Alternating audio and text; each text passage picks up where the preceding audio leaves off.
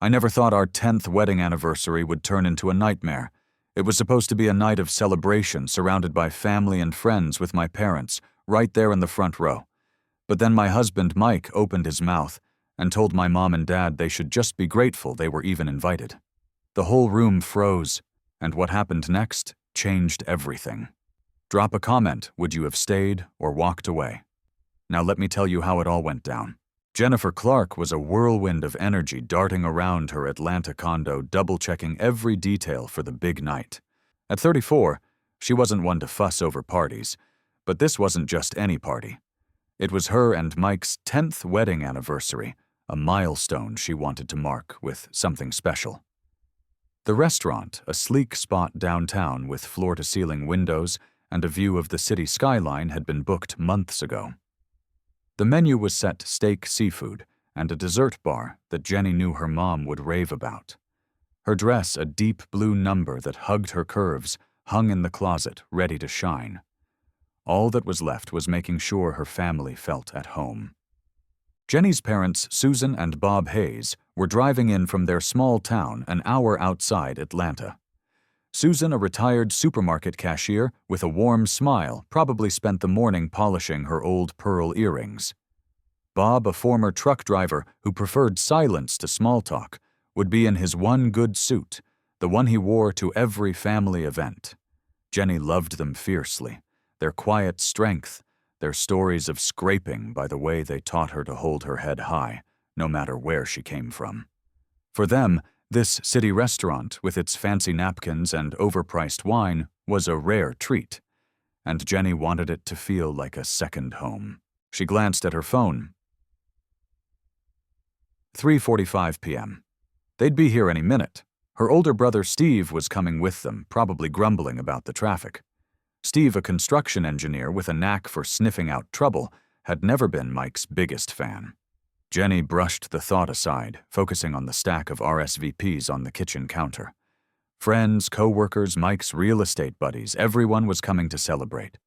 She wanted this night to bridge the gap between her roots and the life she'd built with Mike. But Mike wasn't making it easy. Holed up in his home office, he was tapping away at his laptop, his jaw tight. Jenny could feel the tension radiating through the closed door. Last night they'd had a fight that left her staring at the ceiling until 2 a.m.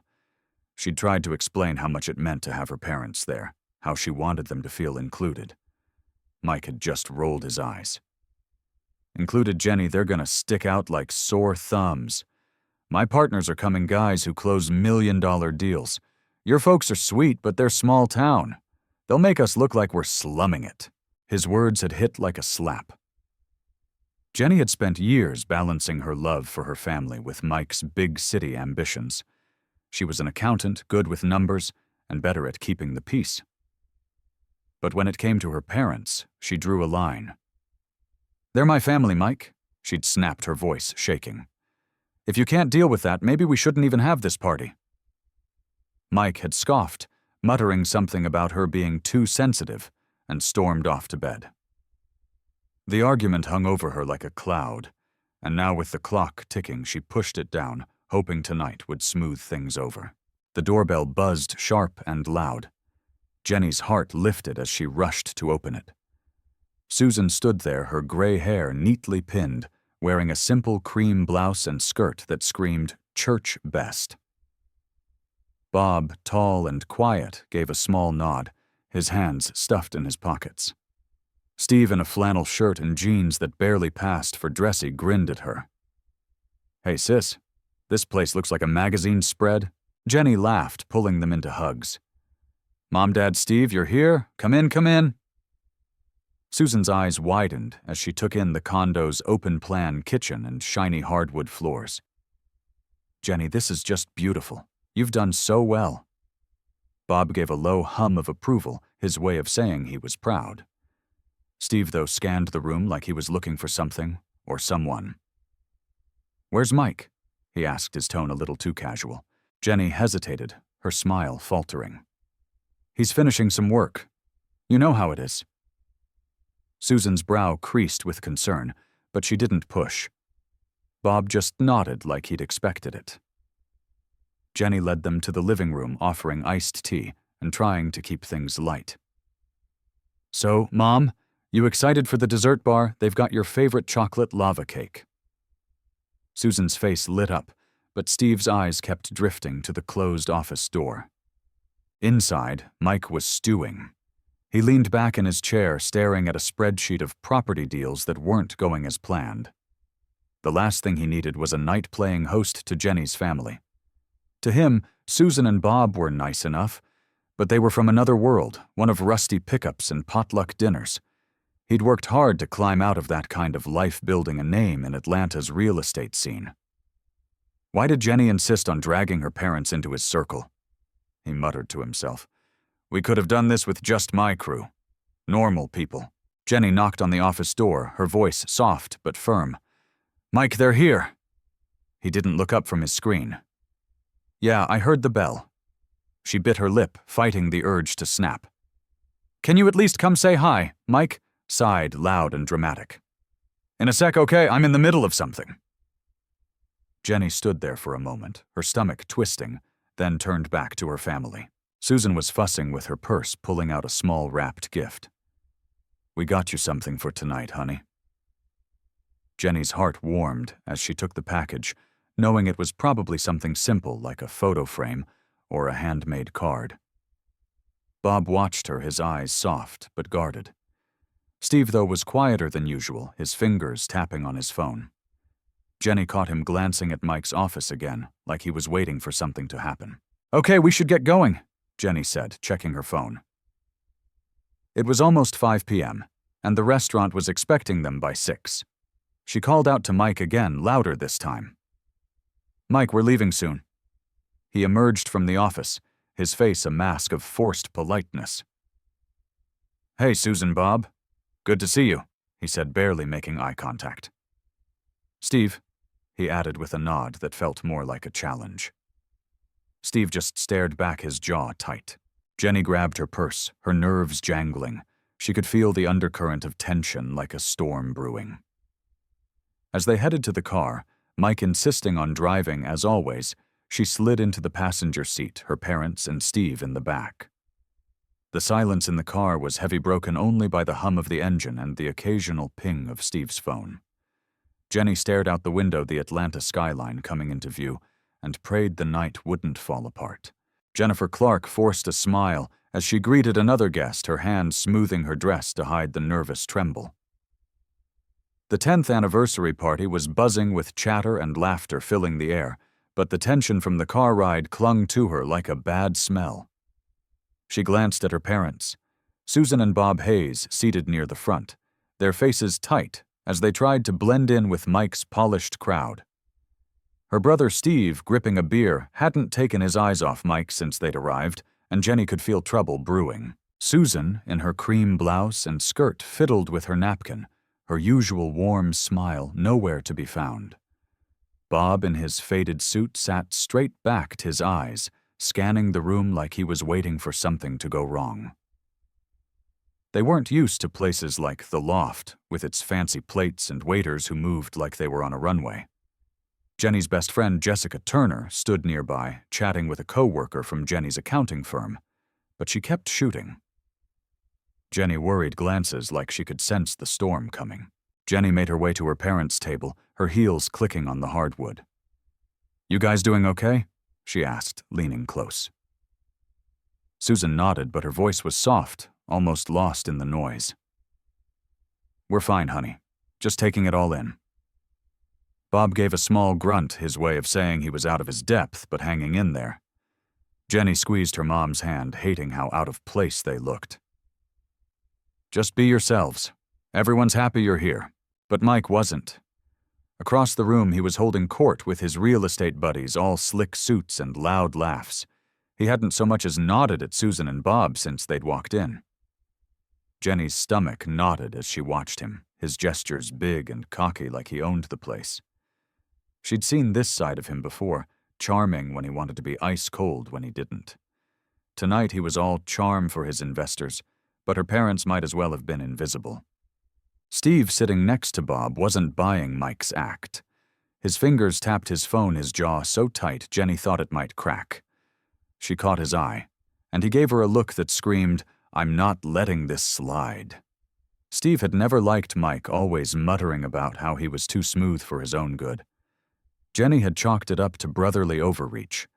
But tonight, with Mike acting like her family didn't exist, she wondered if Steve was right. The waiters started serving appetizers, shrimp skewers, and some kind of fancy toast with tomatoes. Jenny pulled Jessica over to lighten the mood. "Just tell Mom about that time we got stuck in Savannah," she said, hoping for a laugh. Jessica dove into the story, waving her hands, as she described their car breaking down on a back road. Susan managed a small chuckle, and Bob's lips twitched, almost a smile. For a second, Jenny felt the weight lift. Then Mike's voice cut through, sharp and loud. He was standing by a table of his colleagues, whiskey glass in hand, talking like he wanted the whole room to hear. "Yeah, the market's booming, but you gotta know who's worth your time," he said, his tone smug. Then he glanced at Susan and Bob's table, a smirk curling his lips. Not like some folks who think a piggy bank's big money.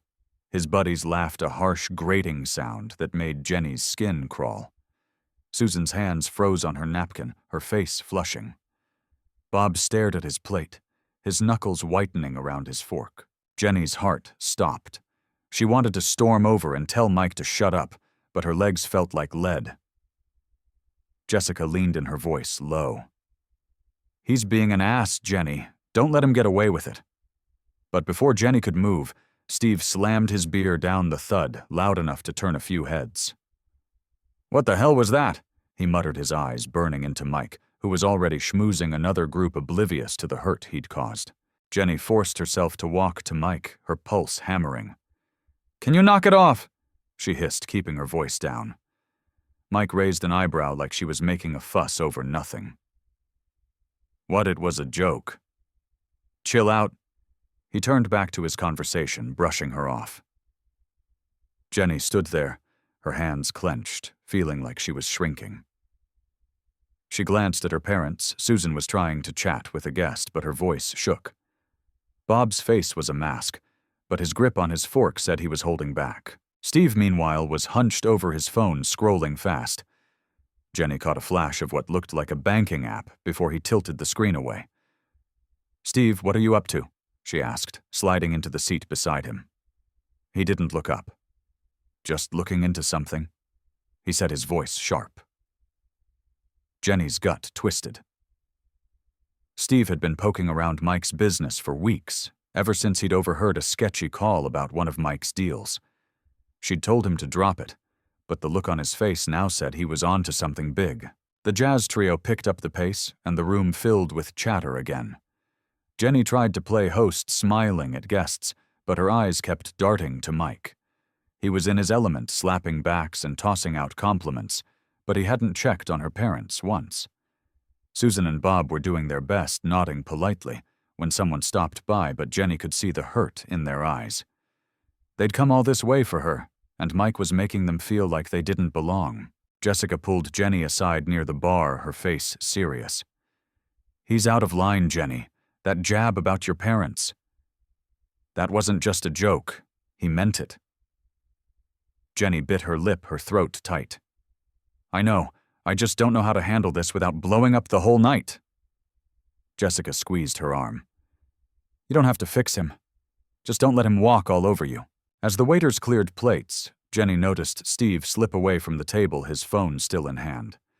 He headed to a quiet corner, his expression like stone. She followed, her heart racing. "Steve, what's going on?" she asked, catching up. He looked at her, his eyes hard. "We need to talk. Now. It's about Mike." His voice was low, urgent, like he'd just found something that could turn the night upside down. Jennifer Clark's heart pounded as she followed her brother Steve to the quiet corner near the bar, her palms sweaty. His urgent tone, "We need to talk. Now." "It's about Mike," rang in her ears, drowning out the chatter of the anniversary party. She glanced back at her parents, Susan and Bob still seated at their table, their faces tight with the sting of Mike's earlier jab about their piggy bank. Mike, meanwhile, was across the room laughing with his real estate buddies, oblivious to the storm brewing. Jenny's best friend Jessica caught her eye and mouthed, "You okay?" Jenny nodded, but her gut screamed otherwise. Steve stopped near a potted plant, his phone clutched tight. His jaw was set, his eyes blazing. "Jenny, you need to hear this before it's too late," he said, keeping his voice low. "Mike's been lying to you. To all of us." Jenny's stomach dropped. "What are you talking about?" she asked, her voice barely above a whisper. Steve glanced around, making sure no one was close, then leaned in. "I've been digging into his deals. He's been pulling money from your joint account and Mom and Dad's savings. Thousands, Jenny. For some shady project he didn't tell you about." Jenny's head spun. She knew Mike had been stressed about work, staying up late on calls, but she'd thought it was just the usual real estate grind. "That can't be right," she said, shaking her head. "He wouldn't do that." Steve's face hardened. "I saw the transfers, Jenny. I got into the bank app you shared with him. He's been siphoning cash for months, and I'm pretty sure he's trying to flip your family's house into one of his deals." Before Jenny could respond, the jazz trio paused, and Mike's voice boomed through a microphone. "All right, everyone, let's take a moment to thank our guests."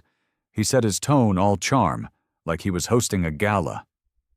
Jenny and Steve turned, watching as Mike stood at the front glass, raised his smile wide but fake. The crowd quieted, all eyes on him. Jenny's heart raced. She knew that look. He was about to put on a show.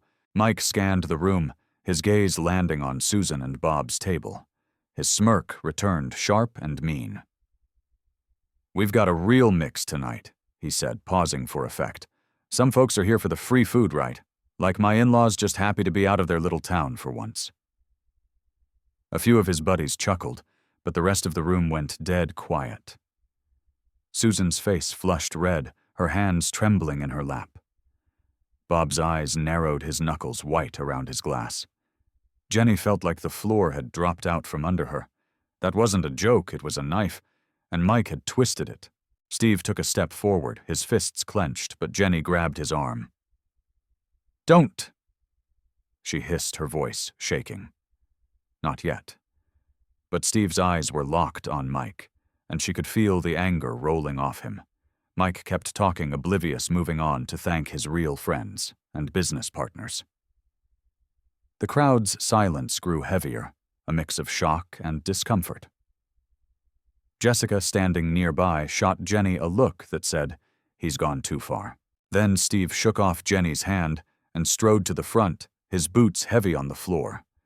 The room turned to watch him, sensing something big.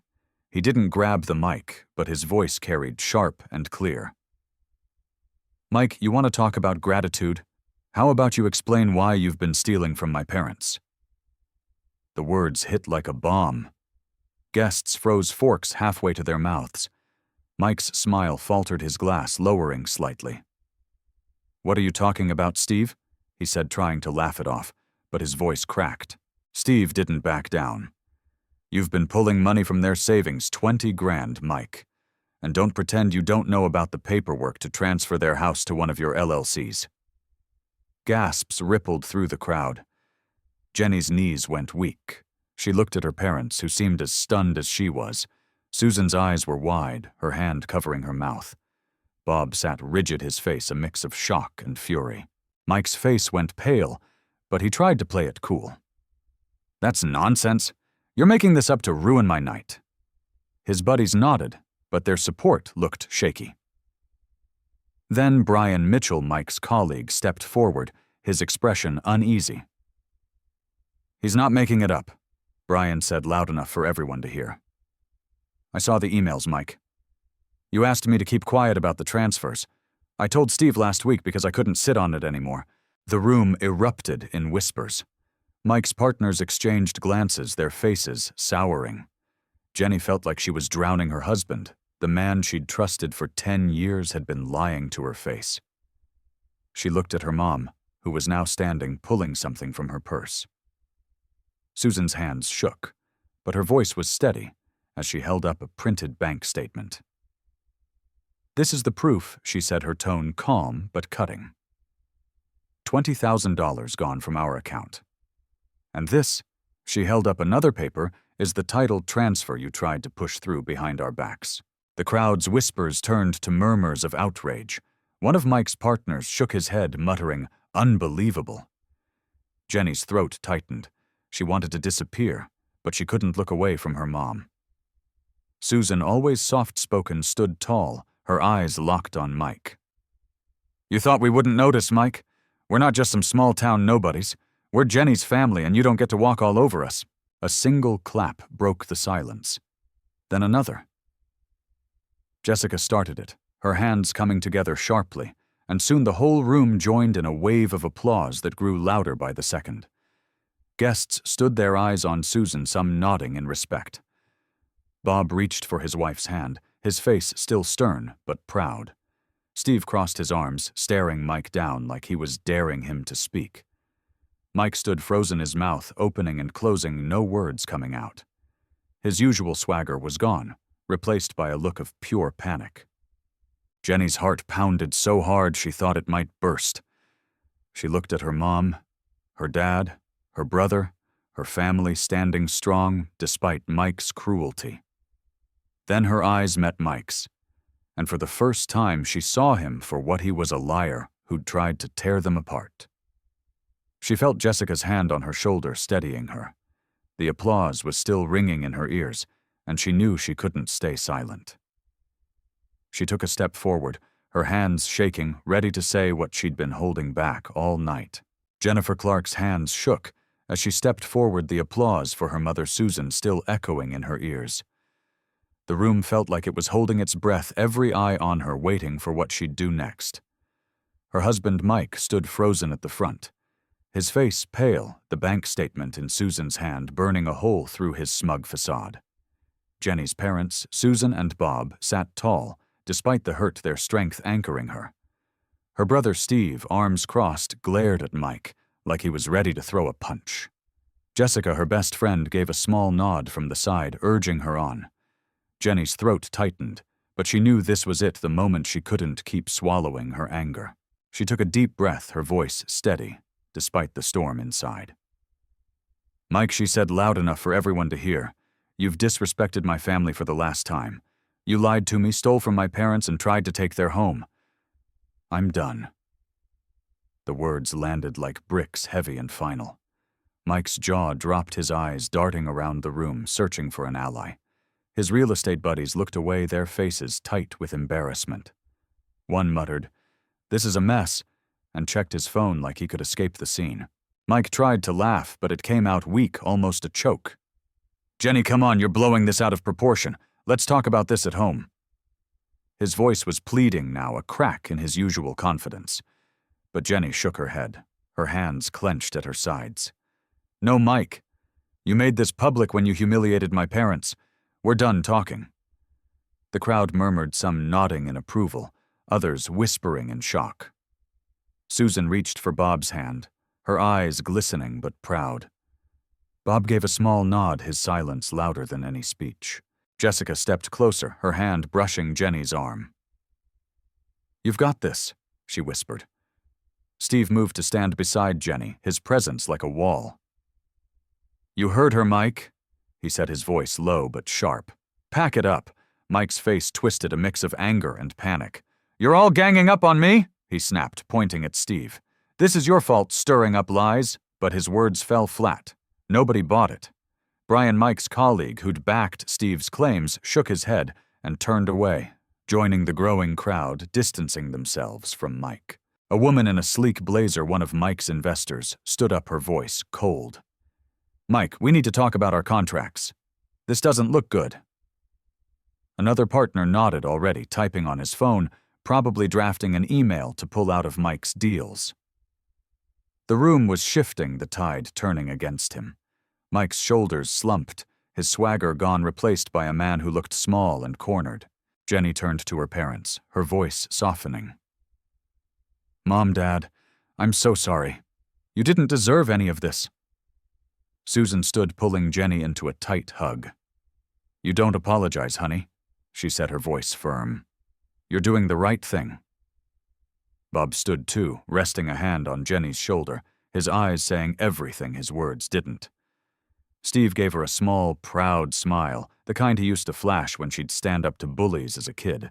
The guests started clapping again, softer this time, a show of support for Jenny and her family. Jessica joined in, her eyes fierce, and soon most of the room followed a wave of solidarity that made Jenny's chest ache with gratitude. Mike tried to speak, but his voice was drowned out. He grabbed his jacket, muttering something under his breath, and pushed through the crowd toward the exit. Nobody stopped him. Jenny looked at her family, then at Jessica. "Let's go," she said quietly. Susan nodded, grabbing her purse, and Bob followed his steps steady. Steve slung an arm around Jenny's shoulders, a protective gesture that felt like home. Jessica led the way, holding the door as they left the party behind. The chatter of the crowd faded as they stepped into the cool night air, the city lights blurring in Jenny's vision. She felt raw, like every nerve was exposed, but also lighter, like she'd shed a weight she'd carried for years. In the car, with Bob driving and Susan in the front, Jenny sat in the back with Steve and Jessica. The silence was heavy but not uncomfortable. Susan turned around, her face soft. "Jenny, you were so brave back there. I'm proud of you." Jenny's throat tightened, tears stinging her eyes. "I should have stood up to him sooner," she said, her voice cracking. "I let him treat you like that for too long." Steve shook his head. "Don't do that to yourself, sis. You saw him for what he is now. That's what matters." Jessica squeezed her hand. "He's the one who should be sorry, not you. You've got us." Jenny managed a small smile, the warmth of their words wrapping around her like a blanket. But her mind was still spinning Mike's lies, the money, the house. She leaned back, staring out the window as the city streaked by her thoughts, a jumble of hurt and resolve. At her parents' house, a small brick home in a quiet suburb, Jenny stepped out of the car, her legs shaky. Susan led her inside, flipping on a lamp that cast a warm glow over the familiar living room, faded couch, family photos on the wall, the smell of coffee lingering from morning. Bob sank into his recliner, his face still stern, but softer now. Steve dropped onto the couch, pulling out his phone again. "I've got more on Mike," he said, his voice grim. "He's been dodging calls from the bank. They're on to him." Jenny sat next to him, her head pounding. "What else, Steve?" she asked, dreading the answer. He scrolled through his phone, showing her a string of texts he'd gotten from a friend at the bank. He tried to transfer the deed to Mom and Dad's house last month. Forged their signatures. If I hadn't checked the account, he might have pulled it off. Susan gasped, her hand flying to her chest. Bob's jaw tightened, his eyes dark with anger. "That's our home," he said, his voice low and rough. He had no right. Jenny felt sick. The house wasn't just a building, it was where she'd grown up, where her parents had poured their lives into raising her and Steve. Mike had tried to take that all while smiling to her face. She buried her face in her hands, tears spilling over. Susan sat beside her, rubbing her back. "We'll fix this, honey," she said softly. "He won't take anything from us." Jessica, perched on the arm of the couch, nodded. "You're not alone, Jenny. We'll figure it out." As the night stretched on, Jenny's phone buzzed with a text from Mike. "You're making a mistake. We need to talk." She stared at the screen, her heart racing. Part of her wanted to scream at him to demand answers, but another part just wanted it over. She set the phone down, her hands shaking. Tomorrow she'd call him. Tomorrow she'd draw the line for good. Jennifer Clark woke to the smell of coffee and the soft creak of her parents' old couch. Her head throbbed from a sleepless night, the events of the anniversary party replaying like a bad movie. Mike's cruel jab at her parents, Steve's bombshell about the stolen money, her mom's steely resolve with that bank statement, it all felt like a punch she hadn't seen coming. She stared at the ceiling, her phone heavy in her hand. Mike's text from last night. "You're making a mistake. We need to talk," burned in her mind. Today, she'd face him, but not to negotiate. She was done. In the kitchen, Susan was flipping pancakes, her gray hair pulled back in a loose bun. Bob sat at the table sipping coffee, his face still tight with anger from the night before. Steve was there too, scrolling through his phone, his jaw set like he was ready for round 2. Jenny shuffled in her sweatshirt and jeans, a far cry from last night's dress. "Morning," she mumbled, sinking into a chair. Susan slid a plate of pancakes in front of her, her touch gentle. "You okay, honey?" she asked, her voice soft but steady. Jenny nodded, though her chest felt hollow. "I need to call Mike," she said, her voice barely above a whisper. Steve looked up, his eyes sharp. "You sure you're ready for that? He's gonna try to spin this." Jenny's stomach twisted, but she nodded again. "I have to. I can't keep dodging him." Bob set his mug down, his gaze steady. "Whatever you decide, we're here," he said, his words simple but heavy with support. Jenny picked up her phone, her hands shaking as she dialed Mike's number. It rang twice before he answered, his voice cold and clipped. "So you finally ready to talk sense?" he said, not even bothering with a hello. Jenny's grip tightened. "I'm ready to end this, Mike," she said, her voice firm despite the lump in her throat. "You lied to me, stole from my parents, and tried to take their house. I want a divorce." There was a long pause, the kind that made her heart pound. Then Mike laughed, a bitter, ugly sound. "A divorce over your brother's little stunt." "Come on, Jenny, you're smarter than that. Steve's been out to get me from day one." His tone was all accusation, like he was the victim. Jenny's blood boiled. "This isn't about Steve," she snapped. "It's about you humiliating my parents and betraying us all. You crossed a line and I'm not coming back." Mike's voice turned sharp. "You'll regret this. You think you can just walk away and ruin everything we built? Good luck on your own." The words stung, but they didn't break her. Jenny took a breath, steadying herself. "I'm not alone, Mike. I've got my family. Goodbye." She hung up before he could respond, her hands trembling but her heart lighter. Susan reached across the table, squeezing her hand. Steve gave a low whistle. "Damn, sis." "You didn't hold back." Before Jenny could reply, her phone buzzed again.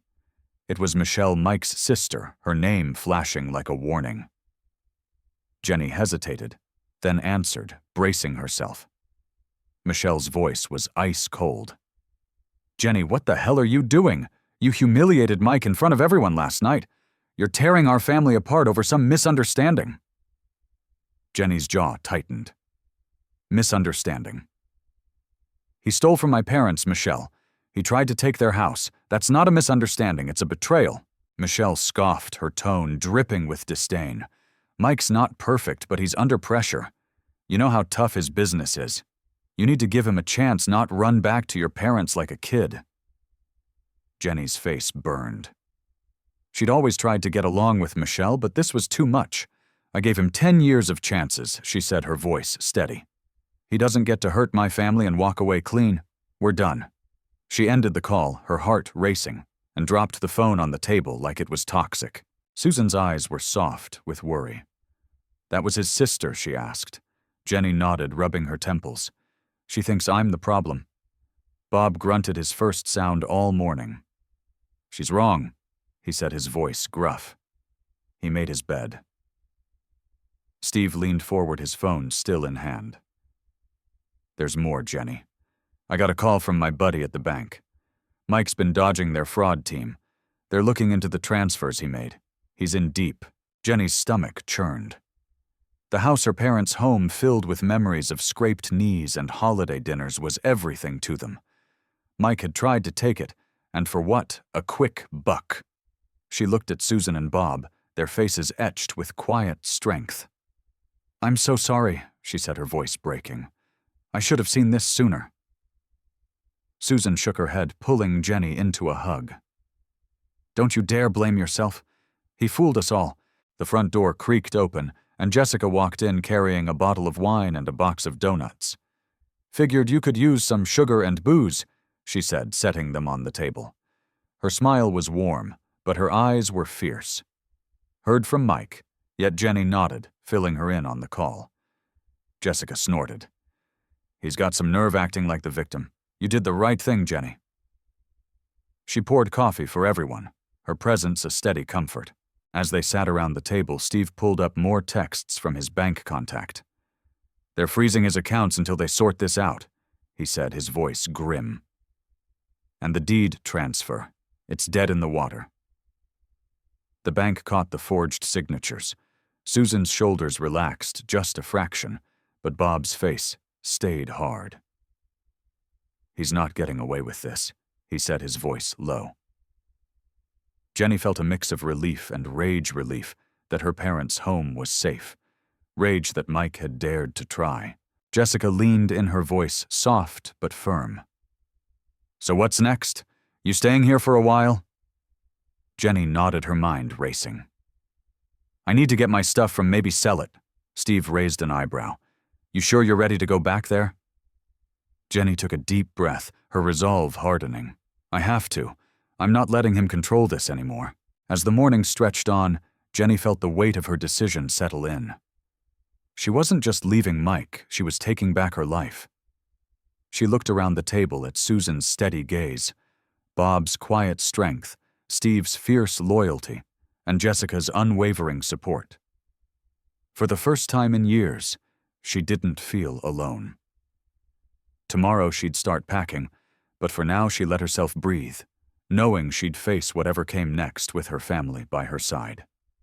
Jennifer Clark stood in her parents' driveway, a cardboard box of clothes in her arms, the morning sun warm on her face. It had been a week since the anniversary party imploded, since she'd told Mike she was done and hung up on his sister's venomous call.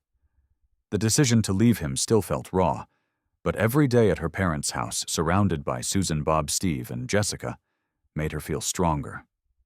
She'd spent the morning packing her things from the condo, dodging Mike's half-hearted texts, begging her to talk it out. Today she was ready to start over, not just for herself, but for the family he'd tried to tear down.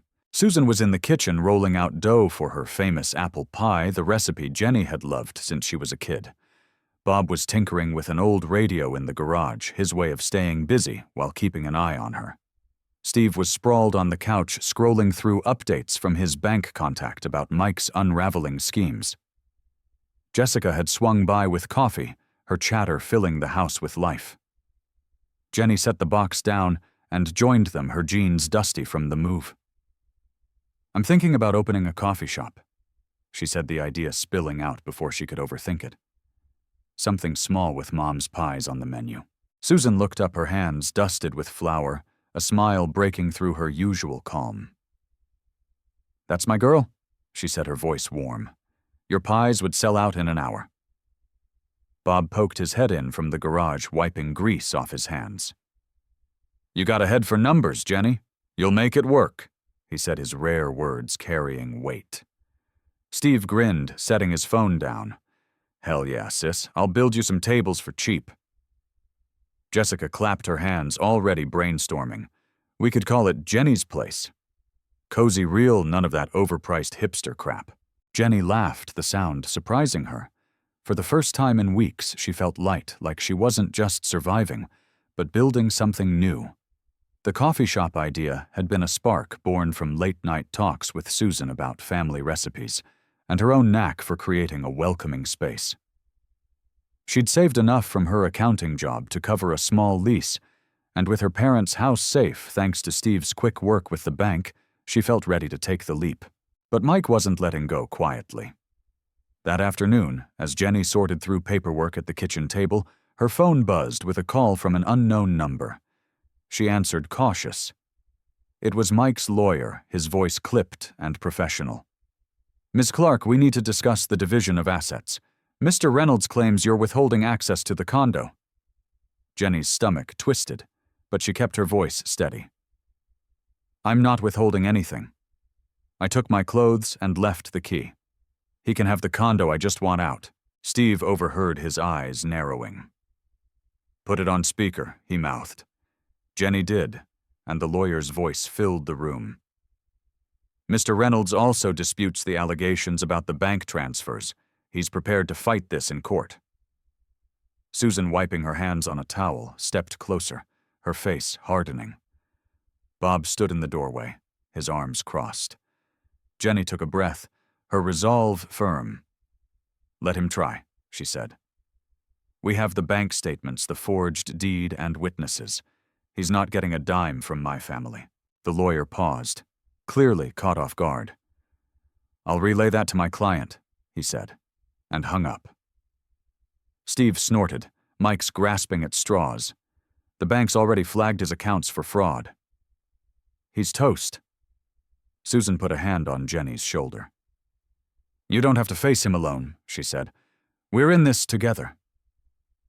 Jenny nodded, her throat tight. She'd spent years trying to please Mike, but now with her family's strength behind her, she felt unstoppable. Jessica, sipping coffee, chimed in. You should get a lawyer, too. Someone who'll bury Mike's shady ass. Jenny managed a small smile. Already on it. Jess, you got any recommendations? Jessica grinned, pulling out her phone. Girl, I know just the shark for this. The room buzzed with their chatter, a mix of planning and relief, as Jenny felt the pieces of her new life clicking into place. Over the next few weeks, Jenny threw herself into the coffee shop plan. She found a small storefront in a bustling Atlanta neighborhood, its windows perfect for string lights and chalkboard signs.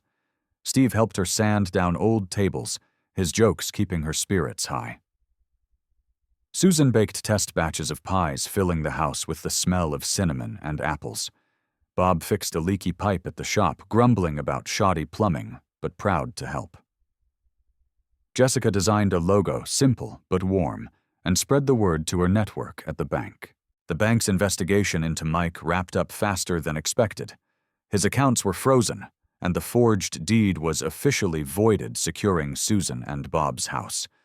Mike was ordered to repay the $20,000 he'd taken, a small victory that felt huge. Jenny heard through Steve that Mike's real estate deals were collapsing, his partners bailing after the party's fallout. He'd moved to a smaller apartment, his swagger replaced by desperation. Jenny felt no pity, only relief that he was out of their lives. One evening, as Jenny and Susan arranged tables in the coffee shop, now called Hayes's Haven, after her parents, Jessica burst in, waving her phone. You're not going to believe this, she said, grinning.